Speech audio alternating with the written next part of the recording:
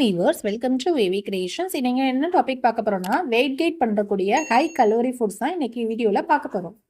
அதில் ஃபர்ஸ்ட் வந்து sweet potato, சக்கரை வழிக்கிழங்குலாம் அதான் first. Next potato, next one peanut butter, next வந்து ரெட் மீட் இருக்குல்ல, அதுதான் ஹை கலோரி ஃபுட் தான் ரெட் மீட்டும், வெயிட் கெயின் பண்ணுறதுக்கு யூஸ் ஆகும்.